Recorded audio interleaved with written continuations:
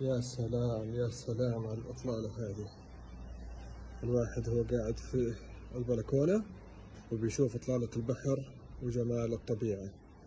إحنا في منطقة كاشيستا في مجمع أكوا مارين المعروف، وفي أفضل برج إطلالة أمامية.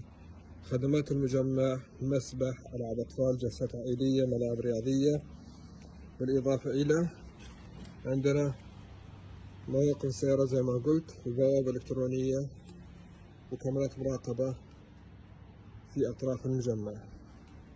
أنا في بلكونة الشقة الأمامية. شوف البلكونة مساحة قديش، مساحة رائعة جدا، ونستمتع بهذه الإطلالة الرائعة. شقة 4 غرف صالة بمساحة 220 متر مربع، الدور 13. البلكونة هذه مشتركة بين المطبخ والصالة. المجمع واصل على الغاز الطبيعي زي ما انتم شايفين، وفي مصعدين في كل بناية. مدخل الشقة من هنا، أول ما بندخل نشوف الكوريدور، منطقة خاصة لدولاب الأحذية والعبايات. عندنا الصالة والمطبخ وتوزيع باقي الغرف. نشوف مع بعض تفاصيل الصالة. صالة كبيرة وشرحة زي ما قلت، 4 غرف صالة بمساحة 220 متر مربع، الدور 13. تمديدات التكييف واصلة. شوفوا الواجهة الزجاجية للصالة. إطلالة الصالة من هنا على المجمع، وفي مخرج البلكونة اللي كنت فيها في بداية الفيديو. بلكونة كبيرة وشرحة وإطلالتها على البحر من الأمام وعلى الطبيعة برضو من الجهة الجانبية. بلكونة كبيرة جاية على شكل ال. نشوف تفاصيل باقي الشقة. نجي مع بعض للمطبخ. دواليب المطبخ راكبة وجاهزة.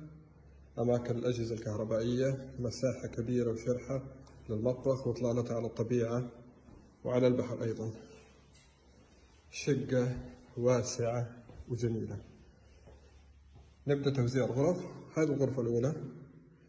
حلاوة الشقة إنها كلها جاية على إطلالة الطبيعة وذات خصوصية رائعة. مساحة ممتازة. عندنا هنا دورة المياه الأولى للضيوف. شقة الصفر ما اتسكنت لسه. عندنا هنا الغرفة الثانية. الغرفة الثانية لها بلكونة. البلكونة هذه امتداد، لا بلكونة هذه خاصة، بلكونة غير البلكونة الأمامية اللي كنا فيها. برضو إطلالتها على الطبيعة وعلى البحر.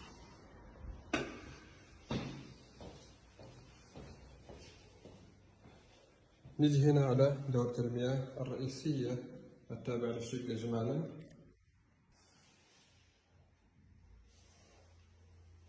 نظام المفروش نظام جاكوزي ومساحة كبيرة لدورة المياه.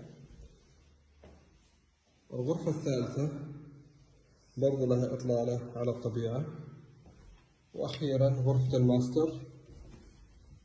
شوف المساحة الكبيرة لغرفة الماستر. تمديدات التكييف واصلة. إطلالة على الطبيعة البحر. التدفئة عن طريق الغاز الطبيعي. وفي منطقة خاصة بالدرسينج روم، غرفة تغيير الملابس، ومنها إلى دورة المياه الخاصة بغرفة الماستر. مساحة كبيرة لدورة المياه. شيء جميل ورائع، ومساحة كبيرة وإطلالة ولا في الخيال.